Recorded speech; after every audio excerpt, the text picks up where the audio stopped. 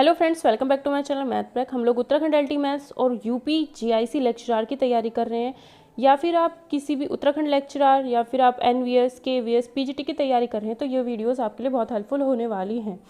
ठीक है, आज अब हम थर्ड टॉपिक अपना शुरू करने वाले हैं। मैं सोच रही हूँ कि एक बार क्लास 11th का सारा मैथ्स आपको करा दूँ। ठीक है, इतना आपको करा देती हूँ कि क्वेश्चंस अगर आप खुद करोगे तो आपसे हो जाएंगे। ठीक है, क्वेश्चन के अंदर जो भी चीज़ निकलती है कि हाँ ये चीज़ हमें आनी चाहिए, वो सारी की सारी मैं आपको वीडियो में कॉन्सेप्ट्स में ही अच्छे से समझा देती हूँ। ठीक है, इसलिए इन वीडियोस को ज़रूर देखें पूरी। हर चैप्टर की वीडियोस प्लेलिस्ट मैं बना रही हूँ, उनको ज़रूर देखना। ठीक है, तो आपके टॉपिक्स के जो कॉन्सेप्ट्स हैं वो सारे अच्छे से क्लियर हो जाएंगे। जैसे पहले क्लास 11th का हम लोग ख़त्म करेंगे मैथ्स। मैं सोच रही हूँ जल्द से जल्द क्लास 11th का मैथ्स ख़त्म कर पाऊँ, उसके बाद क्लास 12th का, उसके बाद हम बीएससी पर रहेंगे। ठीक है, तो ज़्यादा से ज़्यादा मैं सोच रही हूँ 1-1.5 महीने में 11th और 12th क्लास का मैथ्स ख़त्म कर दूँ। ठीक है, और आप लोग जो फिज़िक्स कैसे प्रिपेयर करना है, फिज़िक्स के लिए भी मैं एक वीडियो आप लोगों के लिए बना दूँगी। मुझे भी थोड़ा टाइम नहीं लग रहा है। ठीक है, फिज़िक्स के लिए भी मैं एक वीडियो बना दूँगी कि किस तरीके से आपको फिज़िक्स प्रिपेयर करनी है। 13 नंबर की आपकी इंटरमीडिएट की 8 नंबर की आपकी 11th-12th की आएगी और 13 नंबर की आपकी बीएससी की आएगी। ठीक है, तो उसके लिए भी मैं आपको बता दूंगी कि कैसे आपको तैयार करना है वो। ठीक है, एक वीडियो में पूरा बता दूंगी इसकी डिटेल्स भी। तो आज हम थर्ड टॉपिक शुरू करने वाले हैं, complex number and quadratic equation. पहले हम क्लास 11th का सारा जितना कुछ भी है वो सब पढ़ेंगे। ठीक है, और प्रैक्टिस क्वेश्चन आपको टेलीग्राम चैनल पर शेयर कर दिए जाते हैं। ठीक है, तो वहाँ से आप वो सब देख सकते हैं, खुद करिए ट्राई। क्वेश्चन नहीं होता डाउट पूछिए आप। ठीक है, ग्रुप में। तो हमारा टॉपिक है complex number and quadratic equation. पहले हम देखते हैं कि कॉम्प्लेक्स नंबर आया कहाँ से है और क्वाड्रेटिक इक्वेशन से ये कैसे रिलेटेड हो गया। देखो, सबसे पहली बात क्या है, आपके पास ये कोई क्वाड्रेटिक इक्वेशन थी, इसको आप सॉल्व करते थे। x² की वैल्यू +1 आती थी, x की वैल्यू √1 सॉरी x की वैल्यू कितनी आती थी, +-1 आ जाती थी। इसको आप सॉल्व कर सकते थे। ठीक है, लेकिन अगर x² की क्वाड्रेटिक इक्वेशन आपकी इस टाइप की हो तो x² = -1 आएगा। और अगर आप किसी भी रियल नंबर की, x क्या है, मान लो x क्या है, रियल नंबर है, किसी भी नंबर का आप स्क्वायर करोगे तो कभी भी आपको नेगेटिव नंबर मिलेगा ही नहीं। ठीक है, तो x² + 1 = 0, यही तो इक्वेशन है। तो ऐसी इक्वेशन को सॉल्व करने के लिए ही हमें किसकी ज़रूरत पड़ी है, कॉम्प्लेक्स नंबर्स की ज़रूरत पड़ी है। ठीक है, तो x² की वैल्यू क्या रखी हमने, -1 आई, x की वैल्यू कितनी आई, √-1। ठीक है, तो इसी को ही हम क्या कह देते हैं, आयोटा या स्मॉल आई से डिनोट कर देते हैं इसको। ठीक है, तो √-1 की वैल्यू होती है आयोटा। ठीक है, अब इसका x² की वैल्यू कितनी आएंगी, -1, x की वैल्यू कितनी है, √-1। तो x² + 1 इस इक्वेशन का एक रूट हो जाता है, दैट इज i।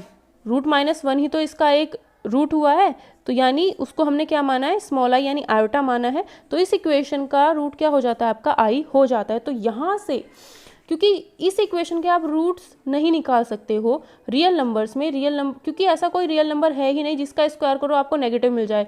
-1 का स्क्वायर करोगे आपको पॉजिटिव ही मिलेगा, माइनस का कोई भी नंबर लो उसका स्क्वायर करोगे आपको पॉजिटिव वैल्यू मिलेगी, नेगेटिव मिलती ही नहीं है। तो यहाँ से शुरुआत होती है कॉम्प्लेक्स नंबर्स की।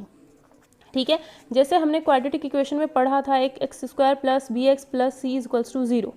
तो इसमें जो b² - 4ac निकालते थे, अगर वो > 0 हो जाता था तो उसके तो रूट्स पॉसिबल हो जाते थे। ठीक है, उसके रूट्स पॉसिबल हो जाते थे रियल नंबर्स में। लेकिन जैसे ही ये b² - 4ac की वैल्यू नेगेटिव हो जाती है, 0 से छोटी हो जाती है इसकी वैल्यू, यानी नेगेटिव हो जाती है, तो ये क्या पहुंच जाता है आपका, तब हमें कॉम्प्लेक्स नंबर की ज़रूरत पड़ती है। ठीक है, तब कॉम्प्लेक्स नंबर की ज़रूरत हमें पड़ती है। तो अब हम देखेंगे कॉम्प्लेक्स नंबर। ठीक है, तो कॉम्प्लेक्स नंबर होते कैसे हैं वो सब हम देखेंगे। ये आपको बता दिया मैंने, x² + 1 = 0। इसके कोई रियल सॉल्यूशंस होते नहीं है, क्योंकि x² की वैल्यू -1 आती है और कोई भी ऐसा नंबर, रियल नंबर एग्जिस्ट ही नहीं करता है जिसका स्क्वायर करे माइनस आ जाए, है ना, नहीं होता।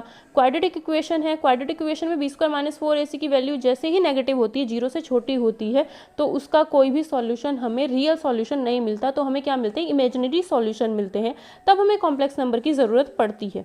कॉम्प्लेक्स नंबर, ये √-1 की वैल्यू क्या होती है, i। अगर आप i का स्क्वायर करोगे तो इसका भी स्क्वायर हो जाएगा, यानी -1। i² की वैल्यू क्या होती है, -1 होती है। x² + 1 का एक सॉल्यूशन क्या हो जाता है, आपका i हो जाता है। ठीक है, क्योंकि x की वैल्यू क्या हो जाती है, x की वैल्यू हो जाती है √-1, और √-1 को हम क्या कहते हैं, आई बोलते हैं, ठीक है। अब देखो कॉम्प्लेक्स नंबर की डेफिनेशन क्या है। A number of the form a plus ib where a and b are real numbers is defined to be complex number। मतलब क्या कहा है इसने, a plus ib इस टाइप का जो भी नंबर होता है उसे हम क्या कहते हैं, कॉम्प्लेक्स नंबर कहते हैं, ठीक है। कॉम्प्लेक्स नंबर कहते हैं a और b जहाँ पर क्या होंगे, रियल नंबर्स होंगे। रियल नंबर का मतलब 1 2 3 4 पॉइंट्स में भी हो सकता है, फ्रैक्शंस में भी हो सकता है, a की कुछ भी वैल्यू हो सकती है, ठीक है, 0 भी हो सकती है। तो a plus i b form के जितने भी नंबर होंगे a और b आपके रियल नंबर होने चाहिए। रियल नंबर मैं बता चुकी क्या होता है रियल नंबर। तो a प्लस आई बी को हम क्या कहते हैं, कॉम्प्लेक्स नंबर कहते हैं। और कॉम्प्लेक्स नंबर को हम z से डिनोट करते हैं। तो z equals to a plus i b, ये क्या होता है, आपका कॉम्प्लेक्स नंबर होता है, ठीक है। अब इसके कुछ एग्जाम्पल देख लेते हैं, बहुत ही ईजी सा टॉपिक है ये। जैसे 2 plus I three minus 1 plus I root three. Root three क्या है, b की जगह पे है, तो रूट थ्री एक रियल नंबर है। रियल नंबर तो हो सकता है, अंडर रूट में भी जा सकता है, ठीक है, रियल होना चाहिए बस। 4 प्लस आई माइनस 1/11, ये चीज़ नेगेटिव भी हो सकती है, जो b की वैल्यू है वो नेगेटिव भी हो सकती है। रियल नंबर है तो कुछ भी हो सकता है, a की वैल्यू कुछ भी रख सकते हो, b की वैल्यू कुछ भी रख सकते हो, नेगेटिव पॉजिटिव अंडर रूट में कैसे भी। तो ये सारे आपके क्या हो जाते हैं, कॉम्प्लेक्स नंबर हो जाते हैं, ठीक है। नेक्स्ट आता है आपके पास z equals to a plus i B.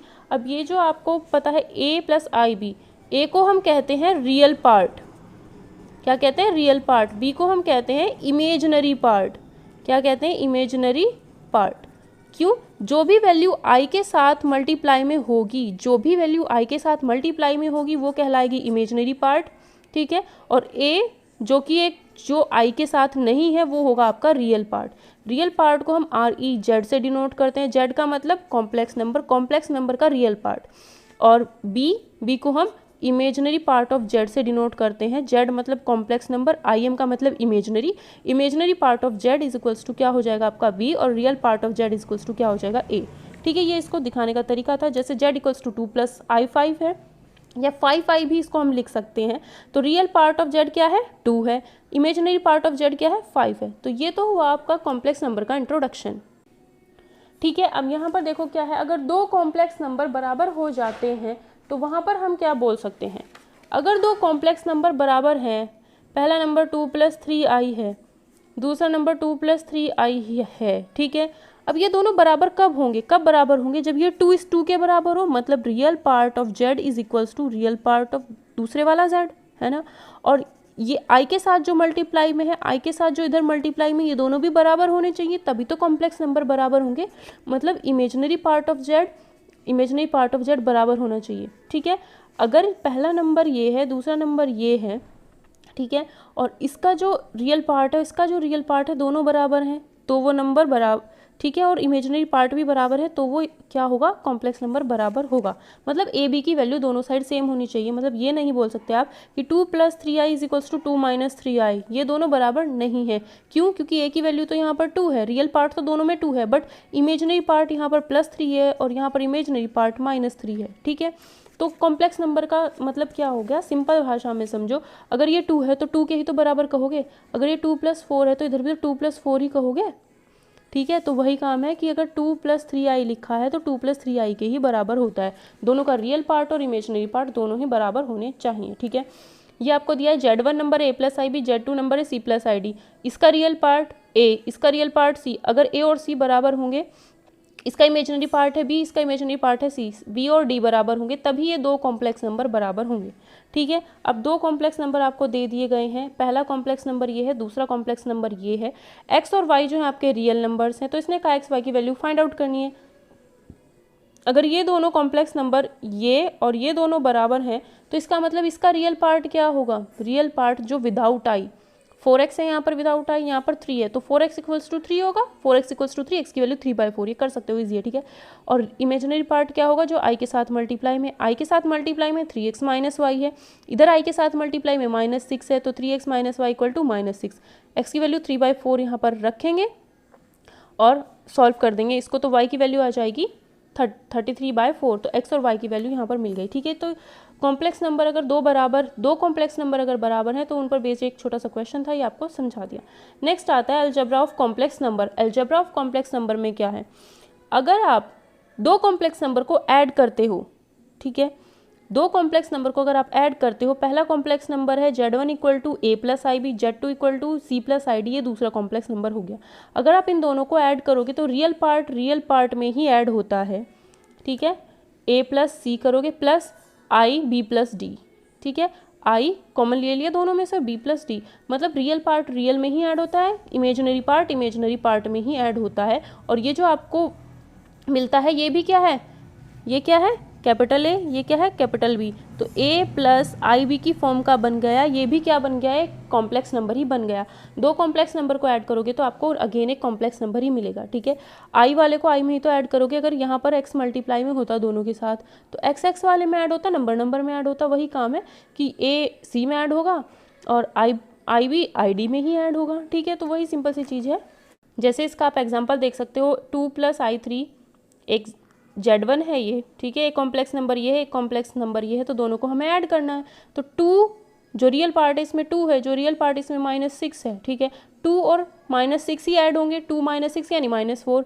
इसमें इमेजिनरी पार्ट क्या है, जो I के साथ है, इसमें इमेजिनरी पार्ट क्या है, जो I के साथ है, I3 प्लस I5, यानी I3 प्लस I5 का मतलब क्या हो गया, I3 प्लस I5 का मतलब क्या हो गया, I कॉमन लिया, 3 प्लस 5 यानी कितना हुआ 8I, या I8 लिख सकते हो, ठीक है। तो ये आपका सिंपल सा हो गया। ये मैंने ऐसे बता दी कि बहुत ही ईजी चीज़ है, ठीक है।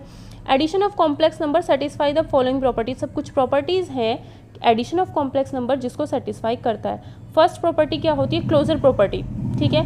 क्लोजर प्रॉपर्टी का मतलब क्या होता है, जब भी आप किन्हीं भी दो कॉम्प्लेक्स नंबर को ऐड करोगे तो आपको क्या मिलेगा, अगेन एक कॉम्प्लेक्स नंबर मिलेगा।